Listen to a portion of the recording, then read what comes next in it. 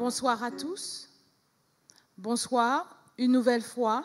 Nous sommes heureux de vous avoir avec nous ce soir pour écouter tout ce que le Seigneur a à nous dire ce soir. Spécialement, je voudrais vous souhaiter, à vous qui y êtes en présentiel, vous qui nous suivez sur le net, nous vous souhaitons la bienvenue. Bienvenue et surtout un bon sabbat à chacun de vous. Bon sabbat. Et nous allons tout de suite, avant d'écouter notre message, nous allons commencer par des chants. Alors nous allons chanter avec vous à la maison, mais aussi ici en présentiel, 2 chants. Venez au Sauveur qui vous aime et nous suivrons avec Quand le vol de la tempête. Avec nous, ensemble, n'oubliez pas de chanter à la maison. Venez au Sauveur qui vous aime.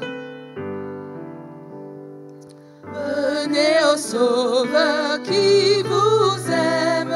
Venez, il a brisé vos fers.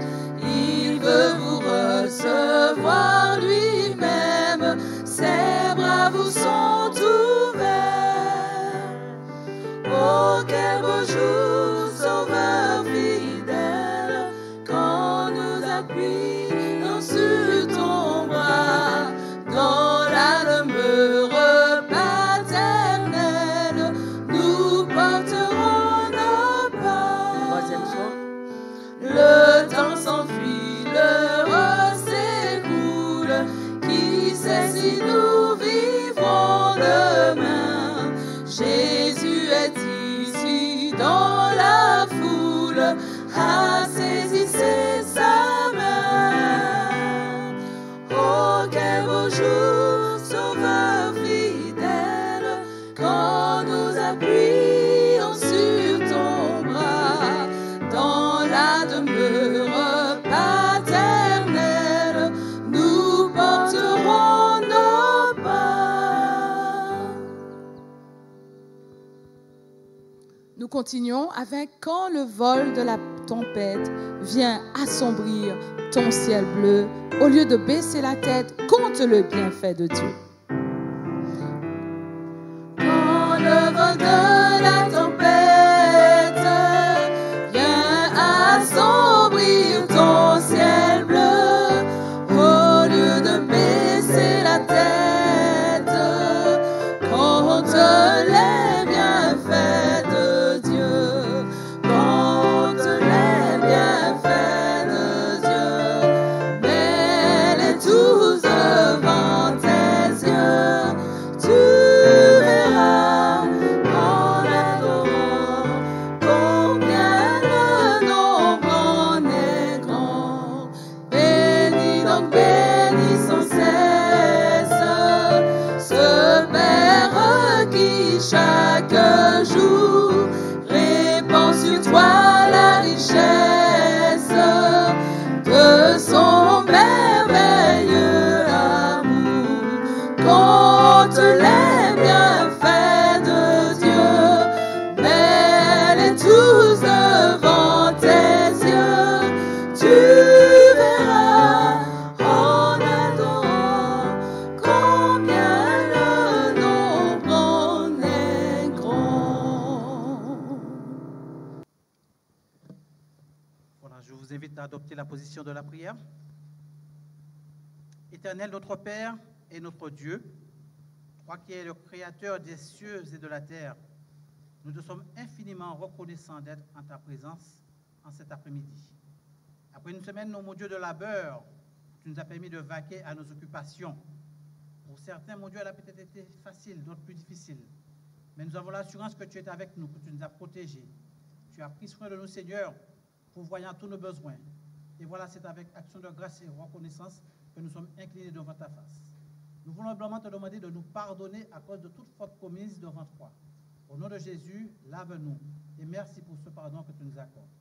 Cet après-midi, une fois de plus, nous sommes en ta présence, afin, mon Dieu, de pouvoir écouter ta parole. Parole, mon Dieu, qui sera dite par ton serviteur, le pasteur Lassonnier. Nous te demandons, mon Dieu, de prendre possession de lui faire du bien, Seigneur.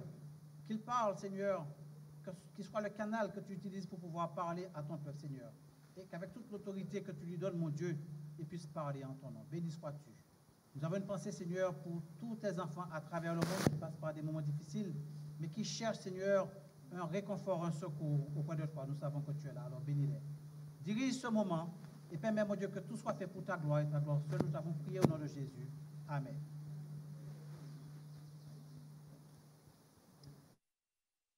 Chers amis, frères et sœurs, vous qui êtes en présentiel ainsi que vous qui êtes sur Internet par le biais du Zoom, nous sommes heureux de vous avoir avec nous ce soir pour pouvoir une fois de plus entendre la parole de Dieu qui sera prêchée.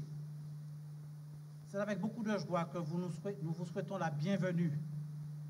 Mettez-vous dans les dispositions à recevoir cette parole. Par la foi, faites une expérience avec Dieu, afin, mon Dieu, afin que vous puissiez, ces paroles puissent trouver une place dans vos cœurs. Bienvenue à tout un chacun. Bienvenue.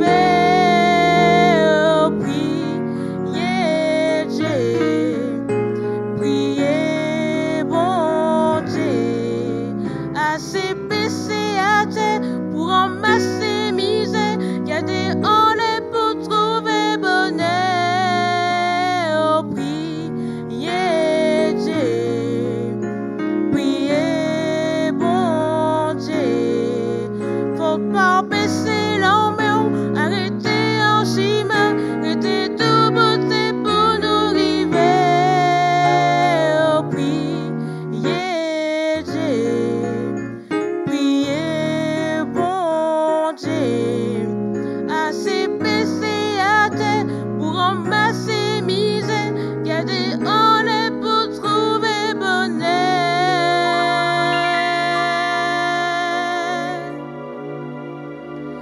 Priez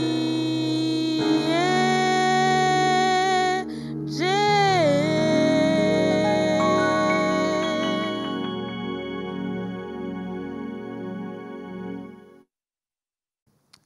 Nous voulons vous dire bonsoir chez vous. Nous voulons, à travers ce moment spécial de prière, vous inviter à faire une expérience particulière avec Dieu. Nous voulons vous inviter à développer une foi implicite, une confiance dans les promesses de Dieu. Nous ne voulons pas ce soir vous vendre du rêve, vous annoncer la guérison à tout va, vous annoncer la solution à tous vos problèmes. La seule chose que nous pouvons vous certifier ce soir, c'est que le même Dieu qui a béni, qui a délivré, qui a guéri à travers la personne de Jésus lorsqu'il était sur terre, est encore à l'œuvre et nous a fait la promesse qu'il interviendra dans nos vies. Et ce soir, j'aimerais vous dire que si nous avons la foi, comme disait Jésus, nous pouvons dire à cette montagne de se déplacer, de se jeter dans la mer. Et je vous invite à partager avant la prière cette expérience de cette femme qui a été malade pendant 12 ans. La Bible nous le signale, 12 ans. Elle a tout dépensé. Et là, Jésus va faire quelque chose d'extraordinaire. Non pas que Jésus est l'initiateur de la chose, mais vous allez voir à travers la parole de Dieu, nous prenons ça comme une promesse à travers le livre de Luc. Nous lisons Luc 8 et le verset 43 et suivant. Or, il y avait une femme atteinte d'une perte de sang depuis 12 ans et qui avait dépensé tout son bien pour les médecins sans qu'aucun ait pu la guérir. Peut-être que quelqu'un se trouve dans cette situation. Elle s'approcha par derrière et toucha le bord du vêtement de Jésus. Au même instant, la perte de sang s'arrêta. Alors voilà la déclaration de Jésus. Verset 48. Ma fille, ta foi t'a sauvée, va en paix. Ce soir, nous voulons développer cette confiance-là. De tout placer, de placer notre confiance en Dieu, de placer notre espérance en Dieu et attendre en silence son intervention. Voulez-vous faire cela avec nous? Nous allons prendre une attitude révérencieuse. Je vais me mettre à genoux. Tous ceux qui le peuvent, mettez-vous à genoux et nous allons présenter à Dieu nos différents sujets, que ce soit la maladie, que ce soit un problème avec un voisin, que ce soit un problème avec un fils, avec une fille, que ce soit un problème que vous rencontrez au sein de votre travail. Nous ne faisons pas de miracle ici, mais nous faisons confiance à Jésus qui est capable d'agir au-delà de ce que nous pensons et de ce que nous espérons. Mettons-nous à genoux pour ceux qui le peuvent et nous allons intercéder au trône de la grâce. Ce soir, notre Dieu, notre Père, nous voulons te faire confiance. Nous voulons nous reposer totalement aux pieds de notre Seigneur Jésus. Ce soir, beaucoup attendaient ce moment d'intercession. Oh, notre Dieu, notre Père, qui sommes-nous pour pouvoir dire telle ou telle chose? Mais nous savons une chose, tu as promis dans ta parole, et tu l'as dit que lorsque le malheureux crie, l'Éternel entend et le délivre de tous les dangers. Ce soir, Seigneur, de nombreux cœurs, de nombreux malheureux crient à toi parce qu'ils sont prisonniers des pièges de l'ennemi. Et ce soir, Seigneur, nous voulons te demander une grâce particulière, c'est de nous pardonner nos péchés. Délivre-nous d'abord, Seigneur, de la tyrannie du mal. Délivre-nous, Seigneur, de la puissance du péché. Et permets-nous, en ce soir de sabbat, en ce soir de délivrance où ton peuple est libéré, d'être délivré, d'être gracié et de permettre que nos fardeaux puissent être déchargés de dessus nos épaules. Fais-nous grâce à travers le sang de Jésus. Et là, nous voulons, Seigneur, t'implorer pour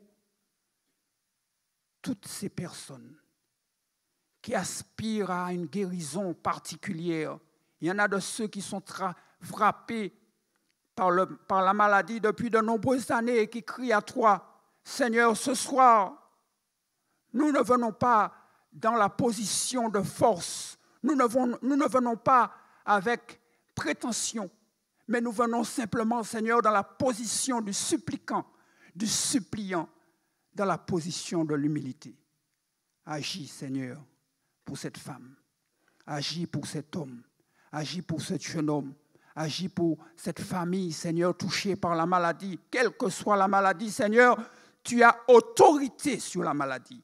Et nous te demandons d'agir selon ta volonté.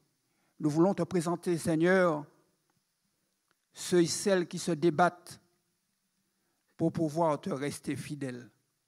De ceux et celles qui ont entendu l'appel de venir à l'adoration du sabbat et qui sont prisonniers par un travail, par une relation. Seigneur, libère ce soir dans le nom de Jésus. Nous voulons, Seigneur, te présenter quelqu'un qui a un problème de drogue, quelqu'un qui a un problème de possession démoniaque, quelqu'un qui a un problème de relationnel au sein de son travail, quelqu'un, Seigneur, qui dans sa famille lutte pour pouvoir garder l'unité du couple. Seigneur, entends la voix de cette femme qui te crie, entends la voix de cet homme. Non pas que nous te donnons d'ordre, Seigneur, mais nous te supplions. Nous croyons, Seigneur, que les promesses sont vraies. Nous croyons que ces promesses sont certaines. Nous croyons que l'expérience de cette femme qui a touché le bord de ton vêtement peut être aussi la nôtre. Seigneur, développe en nous cette confiance à partir de ta parole, à partir de ce que tu as fait. Nous croyons que tu peux le faire. Nous te supplions, Seigneur, d'agir. Nous te supplions, Seigneur, de venir dans ces cœurs. Nous te supplions, Seigneur, d'intervenir, car nous prions dans le puissant nom de Jésus et pour ta gloire. Amen. Que l'Éternel, notre Dieu, vous bénisse et qu'il vous fasse grâce en ce soir. Amen.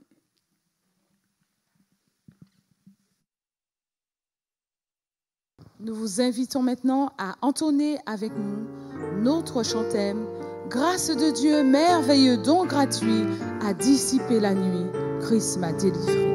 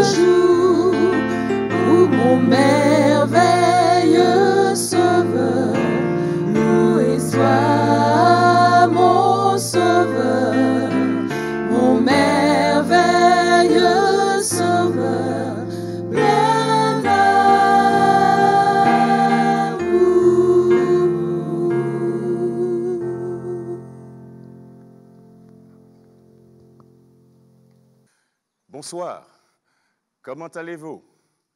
La semaine a été bonne, j'espère, pour chacun. Ce soir, nous sommes bien dans notre peau, dans notre tête. Nous sommes contents parce que c'est le sabbat qui commence. Et nous savons que lorsque le sabbat commence, c'est une grande fête, une grande joie. Je vous dis bon sabbat. Un petit salut à tous ceux qui sont dans la chambre, qui sont dans le salon, qui sont sur le balcon, ceux qui sont en présentiel. Un bon sabbat en Jésus-Christ. Amen. Je voudrais vous dire qu'à partir de demain, nous allons avoir l'occasion d'être plus proches de vous. Et je voudrais que vous inscriviez en quelque part ce numéro que nous avons répété depuis maintenant 2 semaines, le 0696 29 84 63. D'ailleurs, si vous allez sur le chat, en ce moment, vous allez voir apparaître ce numéro, le 0696 29 84 63. Pourquoi un tel numéro? Vous avez peut-être une demande particulière. Savez-vous, il y a des gens qui ont envoyé des messages, qui ont fait des demandes, qui ont posé des questions par rapport à des choses qu'ils ne comprenaient pas. Et lorsque l'on prend la tâche de ce numéro, le 0696 29 84 63, on est directement avec le prédicateur. Et c'est lui qui vous répond. Et si vous avez besoin qu'on prie pour vous, vous pouvez utiliser ce numéro 0696 29 84 63. Si vous voulez qu'on prie dans le groupe pour vous, utilisez ce même numéro. Si vous voulez donner votre cœur à Jésus, ce même numéro. Si vous n'avez pas encore inscrit votre nom, c'est l'occasion de le faire au même numéro 0696 29 84 63. N'attendez pas qu'il soit trop tard, parce qu'il faut qu'on se prépare. Et je crois que Dieu donne à chacun de nous l'occasion aujourd'hui de faire le point avec lui et ainsi de pouvoir avoir les moyens de traverser sereinement mais victorieusement l'épreuve dans laquelle nous sommes aujourd'hui. Ce temps n'est pas un temps gaspillé. Ce n'est pas un temps utilisé à la légère. C'est une opportunité qui est donnée à chaque personne, qu'elle soit en présentiel ou qu'elle soit à distance. Ça veut dire que Dieu a pourvu à tous les moyens pour vous atteindre. Il vous sert l'évangile sur un plateau chez vous. Et ça signifie que Dieu fait tout pour que vous soyez sauvés. Mes amis, maintenant, nous devons comprendre que lorsque Dieu nous donne une telle opportunité, c'est pour que nous puissions prendre les décisions intelligentes afin de mettre de l'ordre dans nos affaires maintenant, parce que nous n'avons plus de temps à perdre. Ne dites pas quand mon mari sera prêt, quand ma femme sera prête, mais dites-vous que Jésus vous invite à le faire maintenant, parce que vous ne savez pas si demain vous serez debout. Tout ce que je sais, tout ce que nous savons, c'est que nous sommes assis là maintenant. Vous êtes dans votre salon maintenant, devant votre ordinateur, votre téléphone, en train d'écouter, mais à tout moment, les choses peuvent s'en aller, le courant peut partir. Mais lorsque le courant part et qu'on est en Jésus-Christ, on n'a pas de souci à se faire. Lorsque les choses se compliquent et que l'on est en Jésus-Christ, on n'a pas de souci à se faire, pas de catchil à se faire. Parce que Jésus est celui qui prend notre vie entre ses mains et la façonne, l'embellit, en fait un chef-d'œuvre et nous met en sécurité. Pourquoi allons-nous à l'église? Pour quelle raison allons-nous à l'église? Certains vous diront que la principale raison pour laquelle nous allons à l'église devrait être le désir d'aller au ciel. Voyez-vous, il y a des gens qui veulent aller au ciel et ils construisent des bases spatiales dans l'espace, sorte de bases internationales, parce qu'ils veulent explorer l'espace. Et quand ils regardent l'état de ce monde, ils se disent, il faut que nous trouvions une option en dehors de la Terre. Et certains disent qu'il faut sauver la planète. Mais mes amis, j'ai un programme pour vous. Un programme sans pollution. Un programme sans frais. Un programme sans sélection. Parce que la sélection se fait par moi-même. Notre désir d'aller au ciel, c'est ce qui nous motive de venir à l'Église. Nous voulons être avec Jésus-Christ. Et se rassembler pour le culte incombe à chaque chrétien, à chaque chrétienne, comme étant un devoir important. Et je voudrais vous inviter à prendre connaissance du premier texte de la soirée, Hébreux, chapitre 10, verset 25. Un texte qui est très important. Hébreux, chapitre 10, verset 25 déclare, et je lis, « N'abandonnons pas notre assemblée, comme c'est la coutume de quelques-uns. N'abandonnons pas notre assemblée. » Le confinement a causé beaucoup de dégâts. Beaucoup de personnes, depuis l'année dernière, au mois de mars, vers fin mars, n'ont jamais remis les pieds à l'église.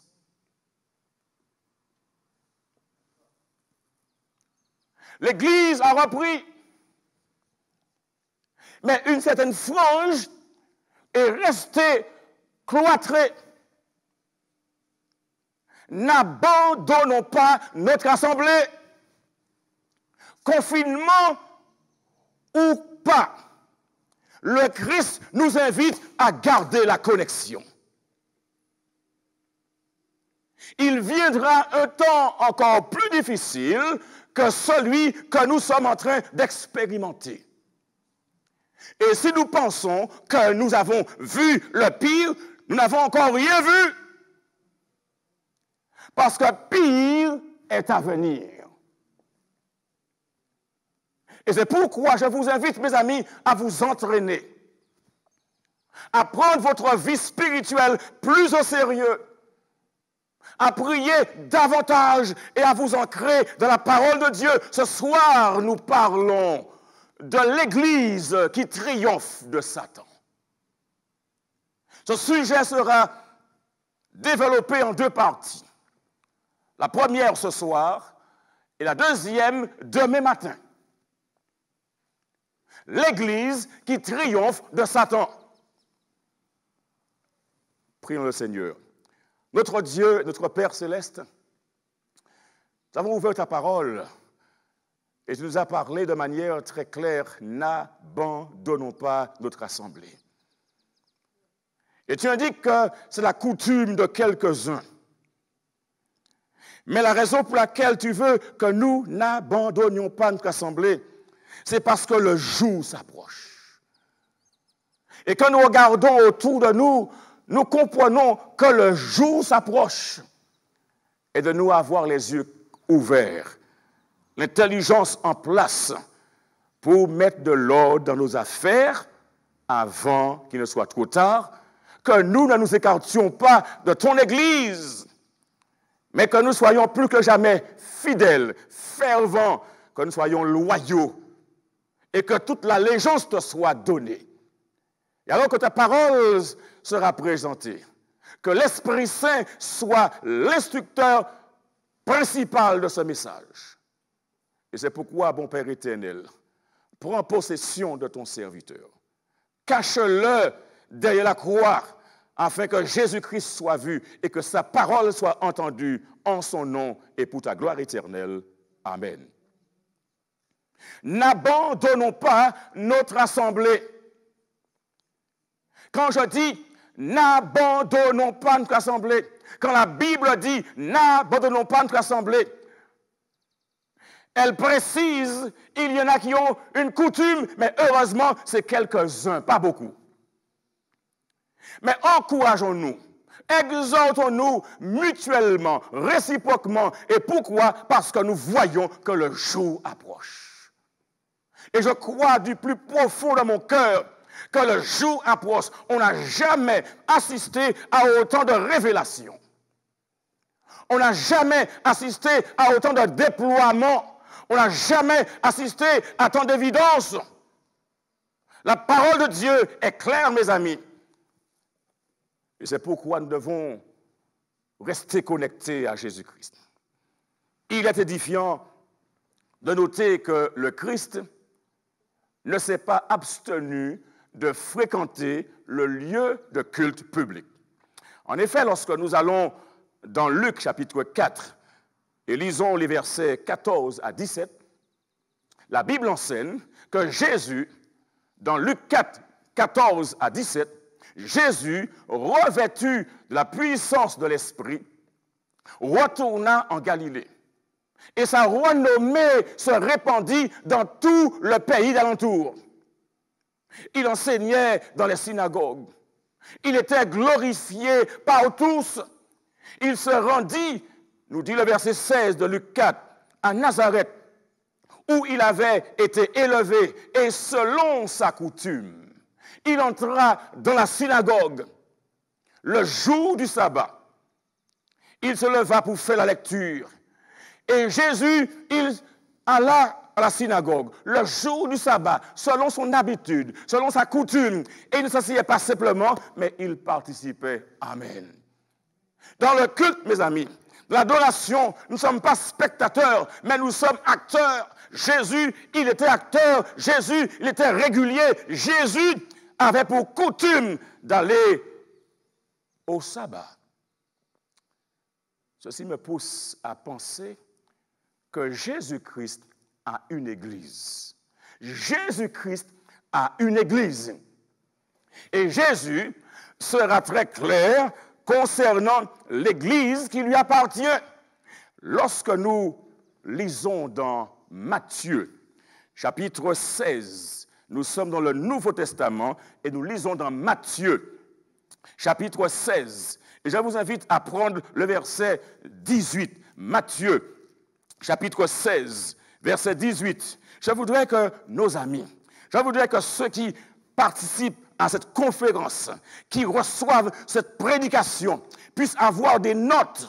Prenez un calepin, prenez quelque chose sur laquelle vous allez écrire. Écrivez déjà Hébreux 10, verset 25.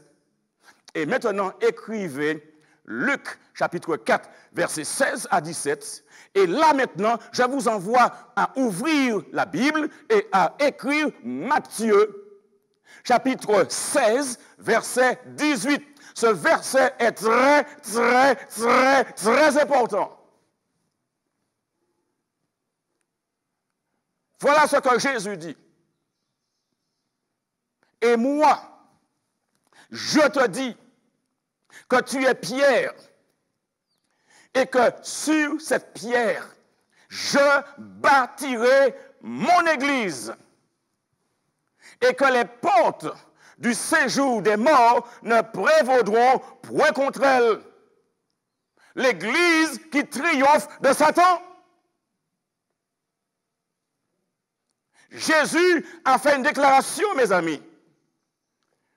Et quand il dit « je bâtirai mon église », je vois Jésus comme celui qui est le fondateur de son église.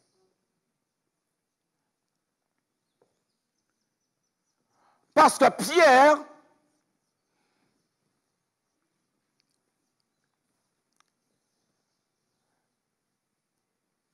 n'existe pas au moment où le Christ mettra son église. Jésus-Christ est le fondateur de l'Église. Et donc Pierre n'est pas le fondateur de l'Église.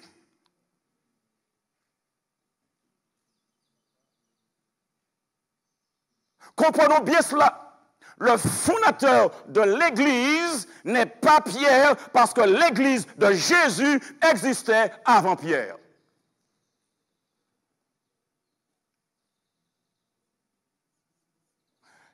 Mes amis, il est très intéressant de noter ce que Luc rapporte dans Acte 7, verset 38. Dans Acte 7, verset 38, Luc rapporte, c'est lui qui, lors de l'assemblée au désert, qu'avez-vous remarqué, il est question de quoi? L'assemblée au désert. Si on parle de l'assemblée au désert, ça signifie qu'il y avait une église. C'est lui qui, lors de l'assemblée au désert, étant avec l'ange qui lui parlait sur la montagne de Sinaï et avec nos pères, reçut des oracles vivants pour nous les donner. Mais revenons à la déclaration de Jésus dans Matthieu chapitre 16, verset 18. Là, Jésus déclare, « Et moi, je te dis que tu es Pierre, et que sur cette pierre, je bâtirai mon église, et que les portes du séjour des morts ne prévaudront point contre elle. » Comment comprendre ce verset? Quelle est la signification de Matthieu 16, verset 18?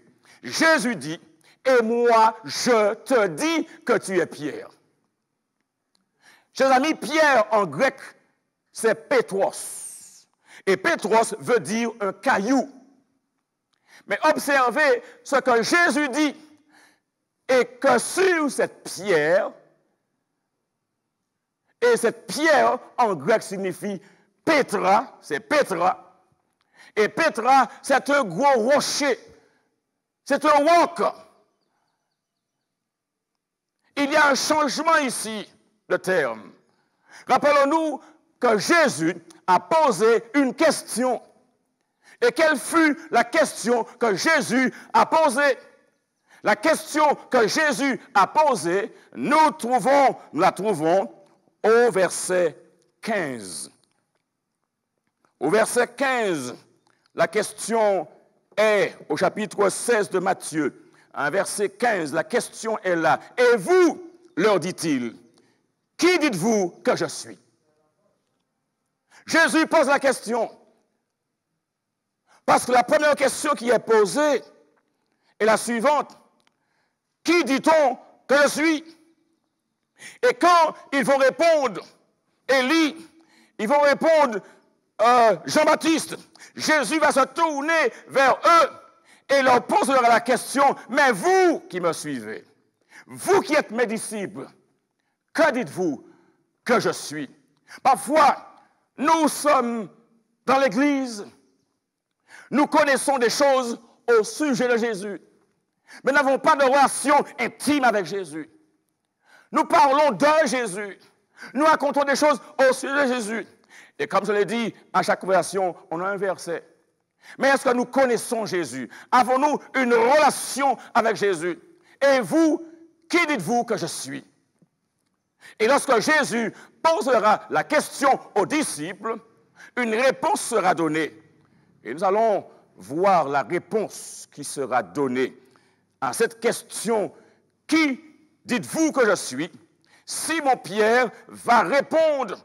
Et nous allons voir la réponse de Simon-Pierre au verset 16 du chapitre 16 de Matthieu. Simon-Pierre répondit, « Tu es le Christ, le Fils du Dieu vivant. » C'est la réponse que Pierre fait à la question de Jésus. « Et vous, qui dites-vous que je suis? » Et Pierre saisit l'occasion et il répond, « Tu es le Christ, le Fils du Dieu vivant. » Et je voudrais vous inviter à voir le commentaire de Jésus lorsque Pierre fait la déclaration « Tu es le Christ, le Fils du Dieu vivant ». Quel sera le commentaire que Jésus fera? Le verset 17 nous dit, Jésus reprenant la parole, verset 17, Jésus reprenant la parole lui dit, « Tu es heureux, Simon, fils de Jonas. Tu es heureux, Simon, fils de Jonas, je suis touché par cela. Pierre qui répond à une question de Jésus. Imaginez-vous, vous êtes dans une salle de 25 élèves. Et la question est posée. Et aucun autre élève n'est en mesure de donner la réponse. Et puis soudain, vous levez la main et vous donnez la réponse. Et le maître, le professeur, vous regarde. Il est content et il dit, « Oh, Jacques, tu es heureux. Tu es heureux, Jacques. » Et il poursuit disant, « Jacques, ce ne sont pas l'imagination et ta connaissance. » Et Jacques est tout ébahi parce que Jacques a donné une réponse qui a plu au professeur, qui a plu au maître. Et le maître va commenter sa réponse. Tu es heureux. Oh, il se distingue, n'est-ce pas? Sa tête grossit, son nez devient gros. Parce que sur une classe de 25, il a été le seul à pouvoir donner la réponse. Et puis le maître lui dit, tu sais une chose? Cette réponse-là, c'est parce que j'avais mis un petit papier sur la table.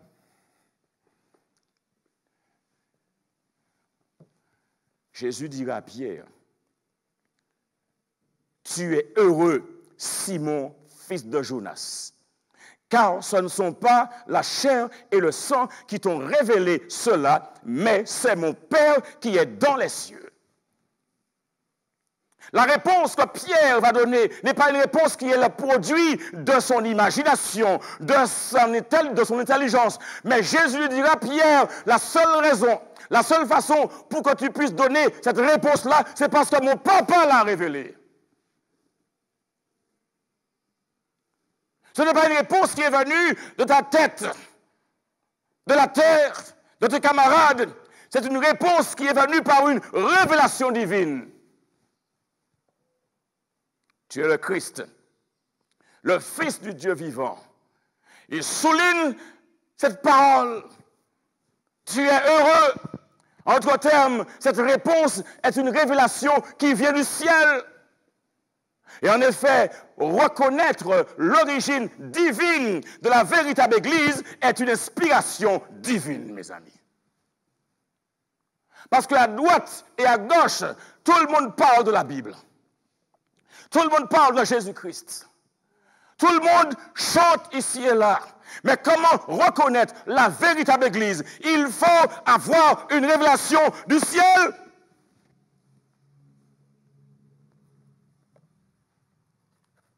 Ce n'est pas le nombre qui détermine cela. Ce n'est pas l'architecture qui détermine cela. Ce n'est pas la reconnaissance étatique qui reconnaît cela. C'est une révélation divine. Tu es heureux. Toutes les fois où on arrive à ce stade, il y a un bonheur qui s'installe. L'Ancien Testament l'a annoncé dans Ésaïe 28, verset 16. Ésaïe 28, verset 16 déclare, « C'est pourquoi ainsi parle le Seigneur, l'Éternel. Voici, j'ai mis pour fondement en Sion une pierre. » Tu es Pierre. Pierre, quand il répond, il fait une confession. Tu es Pierre. Ésaïe 28, 16 déclare, « C'est pourquoi ainsi parle le Seigneur, l'Éternel. Voici, j'ai mis pour fondement en Sion une pierre éprouvée, une pierre angulaire de prix solidement posée. Et celui qui la prendra pour appui n'aura point hâte de fuir. » Il est question ici de quelque chose de solide. Pas un petit caillou, mais un rocher. Quelque chose qui a une base. Quelque chose que l'on peut utiliser pour s'appuyer. Et celui qui tombe dessus, eh bien, sera brisée. Et quand elle tombe sur nous, eh bien, elle nous brise. Celui qui la prendra pour appui n'aura point hâte de fuir. Et je suis convaincu que lorsque nous mettons notre foi dans la parole de Dieu, notre confiance dans la parole de Dieu, des démons peuvent attaquer, mais nous restons solidement ancrés parce que Jésus est la pierre angulaire. Et le Nouveau Testament le confirme dans 1 Pierre, chapitre 2, verset 6. 1 Pierre, chapitre 2, verset 6. Je voudrais que vous notiez cela également. Chaque verset, notez-le en quelque part et retournez-y et demandez à Dieu de vous donner la vision, l'intelligence et la conviction afin d'accepter et de construire sur cette parole. Elle est solide, elle est sûre. Ce n'est pas une parole de blague, mais une parole certaine. 1 Pierre, chapitre 2, verset 6 déclare, 1 Pierre, chapitre 2, verset 6 nous dit, « Car il est dit dans l'Écriture, voici, je mets en Sion. » Nous sommes à Sion, n'est-ce pas? Ce nom-là, c'est le vrai nom, n'est-ce pas? « Voici, je mets à Sion une pierre angulaire, choisie, précieuse, et celui qui croit en elle ne sera point confus. Voici, je mets en Sion une pierre angulaire, choisie, précieuse, et celui qui croit en elle ne sera point confus. Oh mes amis, lorsque nous mettons notre confiance dans la parole de Dieu, nous ne serons jamais dans la confusion. On ne sera pas dans la peu près. Quand on nous posera une question sur les relations entre des chrétiens par rapport à des gens qui leur font du tort, la Bible est claire, priez pour eux. La Bible est claire, aimez vos ennemis. La Bible est claire, recherchez la paix et la sanctification avec tous, sans laquelle personne ne verra le Seigneur. Il n'est pas dit que nous devons rendre le mal pour le mal. Il est dit, non, ne rendez pas le mal pour le mal. À Dieu la justice. Hello. Ne prenez pas vos affaires entre vos mains avec vos coutelas, vos fusils pour aller régler des comptes. Non, laissez Dieu agir. Vous aurez toujours tort quand vous déciderez de vous faire justice. Non! La justice est là pour cela. Mais il y a la justice divine qui est encore plus extraordinaire, mes amis. Parfois, les gens peuvent vous regarder et penser que vous êtes... Comprenez, n'est-ce pas? Laissez-les penser ce qu'ils veulent. Mais vous savez ce que vous savez. Et vous savez à qui vous appartenez. Hello? Vous savez qu'il y a parfois derrière des gens qui viennent pour vous pousser à faire des choses, à dire des choses. Il y a le Satan qui est là. Et si vous n'avez pas le discernement et que vous entrez dans cette affaire-là, vous vous mettez en problème. Parce que le Satan agit par provocation. Mais que Dieu nous donne le discernement. Et ça, c'est un don spirituel. Celui qui croit en elle ne sera point confus. Et cela ne peut pas être plus clair sur la plume de Paul concernant l'identité de la pierre. Quelle est l'identité de la pierre? Et Paul affirme dans Éphésiens 2, verset 20. Notez cela encore. Éphésiens chapitre 2, verset 20. Et voilà ce que Pierre dit, ce que Paul dit du moins, dans Éphésiens chapitre 2, verset 20. Il dit ce qui suit, Éphésiens 2, verset 20. Et là, nous allons chercher l'identité de la pierre. Il dit dans Éphésiens 2, verset 20, vous avez été édifiés. Vous avez été édifiés sur le fondement des apôtres et des prophètes. Jésus-Christ lui-même étant la pierre angulaire. Vous avez été édifiés, construits, bâtis sur le fondement des apôtres et des prophètes. Les apôtres et les prophètes ont bâti sur un fondement solide. Et le texte nous dit, Jésus-Christ lui-même, pas un représentant, pas un intermédiaire, mais Jésus-Christ lui-même en personne est la pierre angulaire. L'Église qui triomphe du Satan. Jésus-Christ est lui-même la pierre angulaire. En conclusion, mes amis, si la pierre est la confession de Pierre, quand il dit Jésus est le Christ, oui, Jésus est le Messie, Jésus est le Messie, Jésus est le Christ, alors la véritable Église est une Église dont la fondation repose sur les enseignements de Jésus. Écoutez bien cela, mes amis. Il y a toutes sortes d'églises dans le monde. Toutes sortes de bâtiments dans le monde. Toutes sortes de personnes dans le monde.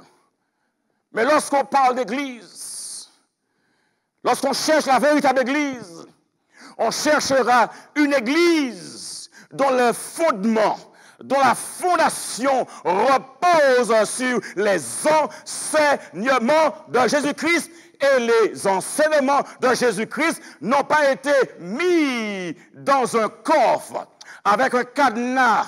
Ce n'est pas un secret de polichinelle, mais les enseignements de Jésus sont publiés, n'est-ce pas? Vous connaîtrez la vérité et finissez pour moi, et la vérité vous affranchira. Prenez cela au sérieux. L'Église véritable ne se repose pas sur la culture. L'Église véritable ne se repose pas sur la tradition. L'Église véritable a pour fondation les enseignements de notre Seigneur et Sauveur Jésus-Christ. Yes, my friend. La véritable Église doit faire ainsi donc la volonté de Jésus. On ne porte pas le nom d'Église du Seigneur sans faire sa volonté. On ne donne pas à une église, à un bâtiment, le nom d'un personnage de la Bible et mettre de côté ce que ce personnage a représenté. La véritable église doit faire la volonté de Dieu parce qu'une simple profession ne peut accorder l'admission dans son royaume. Et Jésus va écarter toute ambiguïté, toute confusion. Et il va dire dans Matthieu, chapitre 7, Madame, écrivez cela. Matthieu, chapitre 7. Écrivez ce verset. Monsieur, Matthieu, chapitre 7. Lisons à partir du verset 21. Et nous irons jusqu'au verset 27. C'est très important, parce que Jésus n'est pas dans l'hypocrisie. Jésus n'est pas dans la comédie. Jésus n'est pas dans la peu près. Jésus n'est pas dans la confusion. Et il nous dit, attention mes amis, il y a des gens qui vont penser, eh bien, par rapport à des signes, par rapport à des mouvements, cela indiquera la véritable Église. Mais Jésus nous ouvre les yeux ce soir. Il nous dit dans Matthieu, chapitre 7, versets 21 à 27, il dit que ceux qui me disent « Seigneur, Seigneur » n'entreront pas tous dans le royaume des cieux. C'est drôle, n'est-ce pas? Ceux qui me disent « Seigneur, Seigneur » n'entreront pas tous dans le royaume des cieux. Jésus dit ici ce soir que parmi ceux qui disent « Seigneur », qui appellent son nom et qui disent « Oh, j'aime Jésus, oh, j'aime Jésus », il y en a parmi ces personnes-là qui n'entreront pas dans le royaume des cieux. Et il dit, voilà les gens qui entreront dans le royaume des cieux. Mais celui-là, seul, qui fait la volonté de qui? De mon Père, qui est dans les cieux. Pas celui qui fait la volonté du pasteur, du prêtre, du patron, des parents, mais qui fait la volonté de mon Père. qui est dans les cieux. Et il souligne que plusieurs, verset 22, me diront en ce jour-là, Seigneur, Seigneur, n'avons-nous pas prophétisé par ton nom? Quelle question, prophétisé par ton nom? N'avons-nous pas chassé des démons par ton nom? La population du monde aujourd'hui est envahie par des démons. Ici et là, les gens disent, oh, je suis possédé. Il y a un esprit après mon enfant, un esprit qui vient de la maison. N'avons-nous pas chassé des démons par ton nom? Et n'avons-nous pas fait beaucoup de miracles par ton nom? Il y a des gens qui vont chercher là où il y a des miracles. Mais je vous dis, mes amis, attention. Le diable fait aussi des miracles. Hello? Le diable fait aussi des miracles. Et vers la fin des temps, prenez le temps de lire le chapitre 13 de l'Apocalypse. Vous verrez qu'il y aura une grande contrefaçon. Et d'ailleurs, le diable, il va chercher à imiter le retour de Jésus. Donc faisons attention à ces choses-là qui ne sont pas toujours des indications que c'est le droit de Dieu. Le diable agit à travers ces choses-là. Et Jésus a dit, n'avons-nous pas fait beaucoup de miracles par ton nom? Alors, je leur dirai ouvertement, verset 23, je ne vous ai jamais connu. Retirez-vous de moi, vous qui commettez l'iniquité. C'est malheureux, n'est-ce pas? C'est malheureux de penser qu'on a fait toutes ces choses, qu'on s'est donné, mais qu'on était totalement dans l'erreur, totalement à côté de la plaque. Je ne vous ai jamais connu. Retirez-vous de moi, vous qui commettez l'iniquité. C'est pourquoi quiconque entend ces paroles que je dis et les met en pratique sera semblable à un homme prudent qui a bâti sa maison sur le roc. La pluie est tombée, les vents sont venus, les vents ont soufflé, les torrents sont venus, les vents ont soufflé et se sont jetés contre cette maison. Elle n'est point tombée. Pourquoi? Parce qu'elle était fondée sur le roc. La véritable Église est l'Église qui est fondée sur le roc et le roc c'est Jésus-Christ. Mais quiconque entend ces paroles que je dis et ne les met pas en pratique sera semblable à un homme insensé qui a bâti sa maison sur le sable. Il y a des gens qui vont venir, parfois avec beaucoup d'ingéniosité, et dire, eh bien, voilà comment les choses vont se faire. Alors que des personnes qui ont vécu dans le secteur, ils ont dit, mais non, ne construisez pas là. Mais parce qu'il a fait des études d'ingénierie, eh bien, il a toute la science. Et on voit la catastrophe arriver lorsque le vent commence à souffler, lorsque les eaux commencent à chercher leur cours. Nous devons faire attention, mes amis. Mais quiconque entend ces paroles que je dis et ne les met pas en pratique sera semblable à un homme insensé qui a bâti sa maison sur le sable. La pluie est tombée. Les torrents sont venus, les vents ont soufflé et ont battu cette maison. Elle est tombée. Et sa ruine a été grande. Et vous savez une chose? L'Apocalypse regorge d'éléments qui indiquent que Babylone est tombée. Et pourquoi Babylone est tombée? C'est parce que la Babylone a jeté la vérité par terre. Babylone ne construit pas sur la vérité. Babylone construit sur la tradition. Elle ne peut pas tenir. Il n'y a qu'une seule église qui puisse tenir, c'est l'église qui bâtit sur Jésus-Christ. Il est donc clair, mes amis, que la véritable église doit faire la volonté de Dieu, car une sainte profession ne peut donner droit à son royaume. En conséquence, le pouvoir d'opérer des miracles n'a pas nécessairement un rapport avec la piété. Toute personne qui n'obéit pas au Christ ne peut être citoyen de son royaume. On peut être prédicateur et pourtant être perdu, il faut obéir à Christ.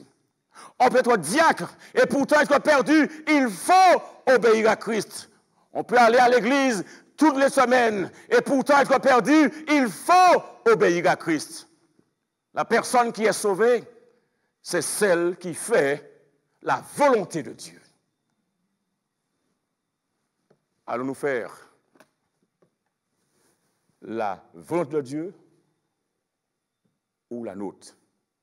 Chacun doit se décider. Mais si nous voulons faire partie de la véritable Église du Seigneur, il nous faudra faire la volonté du Seigneur. Ce soir, êtes-vous prêts à faire la volonté du Seigneur? Êtes-vous prêts à remettre en question vos acquis, vos coutumes, vos présupposés, vos préjugés, votre connaissance pour accepter la connaissance de Jésus? Celui qui a Jésus a la vie. Celui qui n'a pas Jésus n'a pas la vie. Alors que nous avançons dans un monde qui est obscur, la parole de Dieu demeure la lumière qui éclaire tout homme. Parce que la parole de Dieu, c'est Jésus qui nous parle. Lorsque nous lisons la parole de Dieu, la Bible, c'est Dieu qui nous parle. Et nous laissons cette parole nous instruire, nous façonner, nous transformer, nous métamorphoser. Dans l'obéissance, la soumission, nous venons à Jésus, de la repentance. Et il fera un chef-d'œuvre de notre vie. La semaine prochaine, samedi, nous aurons un baptême.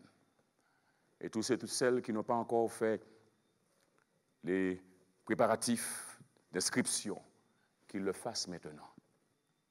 Donnez votre numéro de téléphone, votre nom.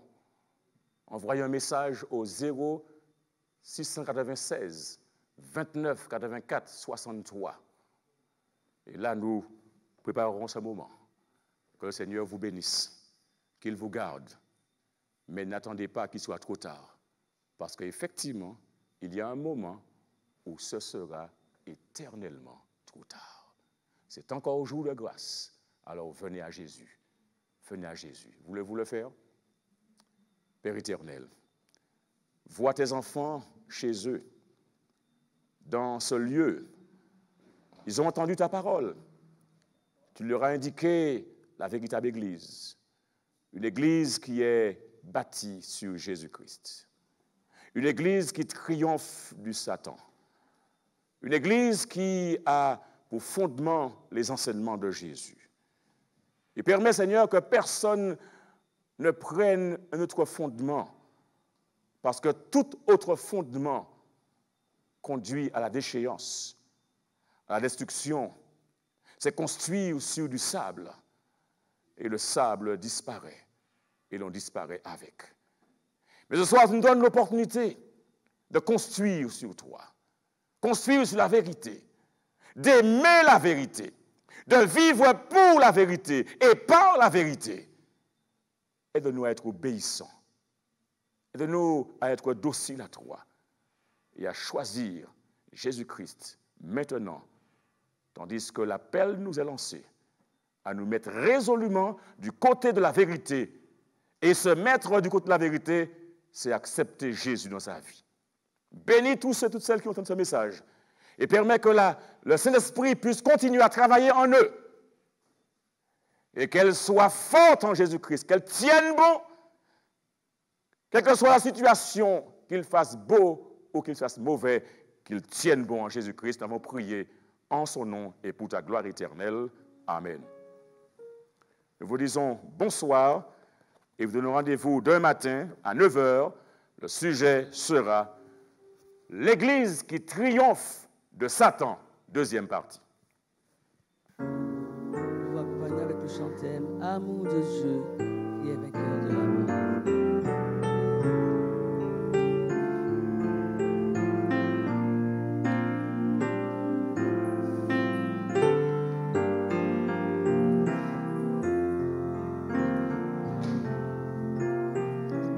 Amour de Dieu qui est vainqueur de la mort a transformé mon sort, il m'a pardonné.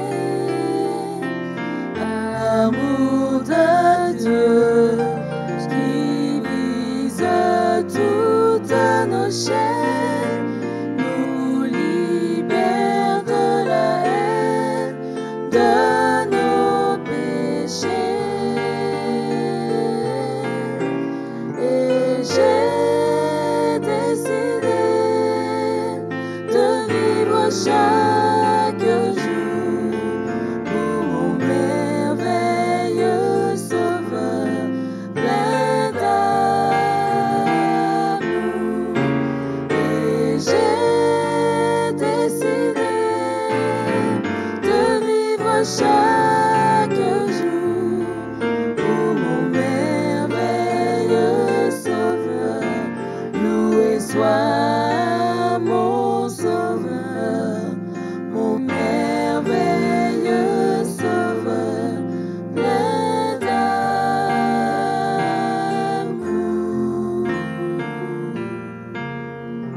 Bonne soirée, à demain matin, 8h45.